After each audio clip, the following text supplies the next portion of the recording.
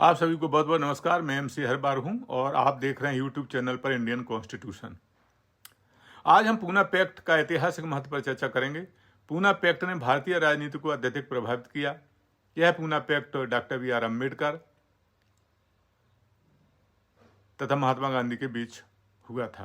Poona pact एक ऐतिहासिक समझौता है जो 24 सितंबर 1932 को महात्मा गांधी और डॉक्टर भीमराव अम्बेडकर के बीच हुआ था। यह समझौता भारतीय स्वतंत्रता संग्राम के दौरान दलित अधिकारों और भारतीय समाज में जातिगत भेदभाव के मुद्दों पर महत्वपूर्ण प्रकाश डालता है। इस समझौते ने ब्रिटिश सरकार द्वारा प्रस्तावित संप्रदायों के आधार पर पृथक निर्वाचक मंडल सेपरेट इलेक्टोरेट का विकल्प दिया था और दलित समुदाय के राजनीतिक अधिकारों को संरक्षित भी किया था। तो आइए हम विस्तार से समझते हैं कि पूना पैक्ट कैसे हुआ, इसके प्रावधान क्या थे और भारतीय समाज और राजनीति पर इसका क्या प्रभाव पड़ा। सबसे पहले हमें पूना पैक्ट की पृष्ठभूमि को समझना होगा। 1932 में ब्रिटिश प्रधानमंत्री रैमजे मैकडोनाल्ड ने कम्युनल अवार्ड की घोषणा गोलमेज सम्मेलन में की थी, जिसके तहत भारतीय समाज के विभिन्न वर्गों के लिए पृथक निर्वाचक मंडल यानी सेपरेट इलेक्टोरेट का प्रावधान किया गया था। इसमें दलित समुदाय के लिए अलग निर्वाचक मंडल की व्यवस्था की गई थी। इसका मतलब है कि दलित समुदाय के प्रतिनिधि केवल दलित समुदाय के मतदाताओं द्वारा ही चुने जाएंगे। गांधी जी ने इसका कड़े जमकर विरोध किया। महात्मा गांधी ने इस प्रावधान का जोरदार विरोध करते हुए कहा कि उनका मानना था कि अलग निर्वाचक मंडल भारत की सामाजिक एकता को तोड़ेगा और जातिगत भेदभाव को स्थायी बना देगा। उन्होंने इसके विरोध में पूना की अरबदा जेल में अनशन प्रारंभ कर दिया। अम्बेडकर का इसमें बिल्कुल समर्थन नहीं था। डॉक्टर अम्बेडकर ने दलितों के लिए पृथक निर्वाचक मंडल का समर्थन किया था, क्योंकि उनका मानना था कि इसमें दलित समुदाय को राजनीतिक रूप से सशक्त होने का अवसर मिलेगा और उनकी आवाज भारतीय राजनीति में प्रभावशाली सिद्ध हो सकेगी। गांधी जी के अनशन से राष्ट्रव्यापी आंदोलन शुरू हो गया और अंततः एक समाधान निकालने के लिए दोनों पक्षों ने समझौता किया, जिसे पूना पैक्ट कहा जाता है। पूना पैक्ट के आखिर मुख्य प्रावधान क्या थे? पूना पैक्ट में कुछ महत्वपूर्ण प्रावधान शामिल थे जिनका उद्देश्य दलित समुदाय को राजनीतिक सशक्तिकरण प्रदान करना था। इस पूना पैक्ट में सुरक्षित सीटें भी पारित की गई। पूना पैक्ट के अनुसार ब्रिटिश भारत के प्रांतीय विधानसभा में दलितों के लिए 148 सीटें सुरक्षित की गई। यह संख्या कम्युनल अवार्ड द्वारा प्रस्तावित सीटों से भी अधिक थी, जिससे दलित समुदाय को अधिक प्रतिनिधित्व मिला। संयुक्त निर्वाचक मंडल पर भी चर्चा हुई। पृथक निर्वाचक मंडल के बजाय पूना पैक्ट में संयुक्त निर्वाचक मंडल की व्यवस्था की गई। इसका मतलब साफ था कि दलित प्रतिनिधि भी सामान्य वोटरों के द्वारा चुने जाएंगे, जिसमें समाज में एकता का भाव बना रहे। पूना पैक्ट के अनुसार प्रत्येक सीट के लिए दलित समुदाय के सदस्य अपनी प्राथमिक पसंद का उम्मीदवार चुनेंगे, जिसे आम चुनाव में समर्थन मिलेगा। इससे दलित समुदाय के उम्मीदवारों को प्राथमिकता देने का प्रावधान सुनिश्चित किया गया। शिक्षा और रोजगार के संबंध में पूना पैक्ट पर चर्चा हुई। पूना पैक्ट के तहत दलित समुदाय की शिक्षा और रोजगार के क्षेत्र में उन्नति के लिए विशेष प्रावधान का भी प्रावधान किया गया है। इसमें सरकार को दलितों के लिए बेहतर शैक्षिक और सामाजिक अवसर प्रदान करने का दायित्व सौंपा गया। पूना पैक्ट के क्या प्रभाव पड़े हैं? पूना पैक्ट का भारतीय राजनीति और समाज पर दीर्घकालिक प्रभाव पड़ा। इस समझौते ने भारत में जाति आधार राजनीति और दलित सशक्तिकरण की दिशा में महत्वपूर्ण कदम उठाए और इससे कुछ प्रमुख प्रभाव परिलक्षित होते हैं। दलित सशक्तिकरण के संबंध पर बात करेंगे। पूना पैक्ट ने दलित समुदाय को राजनीतिक सशक्तिकरण के महत्वपूर्ण अवसर प्रदान किया।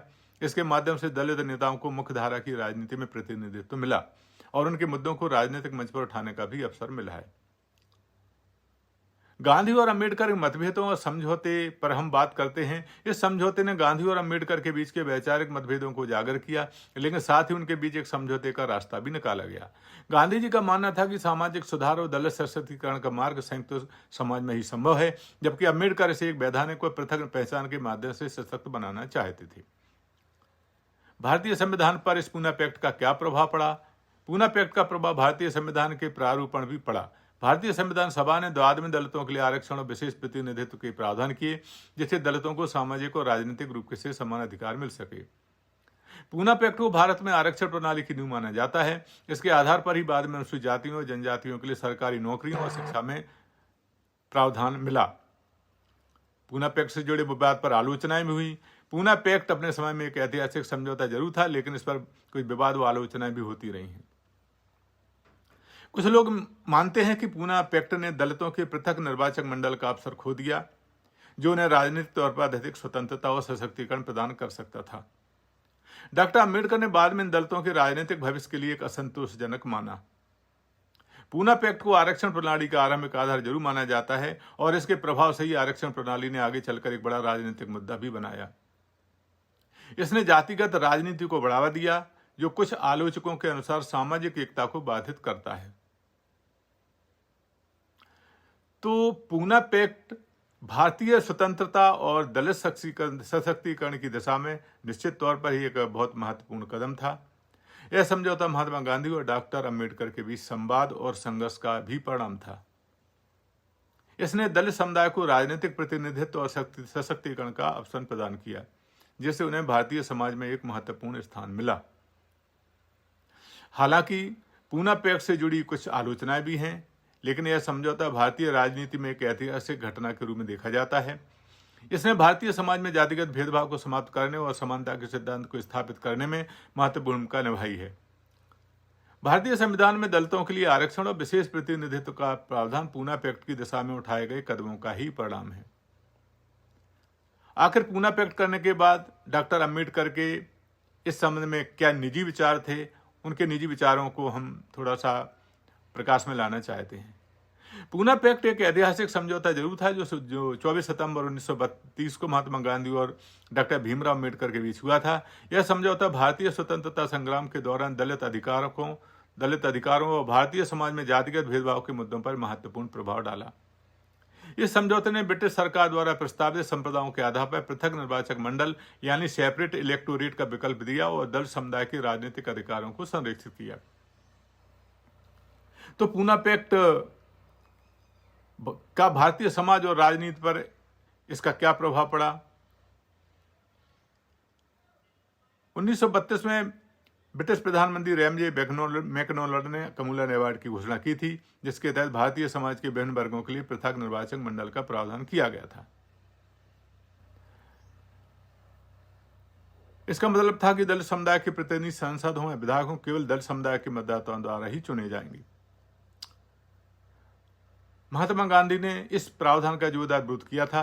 गांधी जी का मानना था कि अलग निर्वाचक मंडल भारत की सामाजिक एकता को तोड़ देगा और जातिगत भेदभाव को स्थायी बना देगा। उन्होंने इसके विरोध में पूना की अरबदा जेल में अनशन किया था। डॉक्टर अंबेडकर ने दलितों के पृथक निर्वाचन मंडल का समर्थन किया था, क्योंकि उनका मानना था कि इससे दलित समुदाय को राजनीतिक रूप से सशक्त होने का अवसर मिलेगा, उनकी आज भारतीय राजनीति प्रभावशाली हो सकेगी। तो साथियों, यह थी पूना पैक्ट के संबंध में जानकारी। हम जल्दी एक नई जानकारी के साथ पुनः उपस्थित होंगे। यदि आपको यह वीडियो अच्छा लगा तो कृपया करके सब्सक्राइब करें, शेयर करें और हमें कमेंट दें। जल्दी हम एक अपने अगले एपिसोड के साथ आपके साथ समक्ष पुनः उपस्थित हैं। आप सभी को धन्यवाद एवं नमस्कार।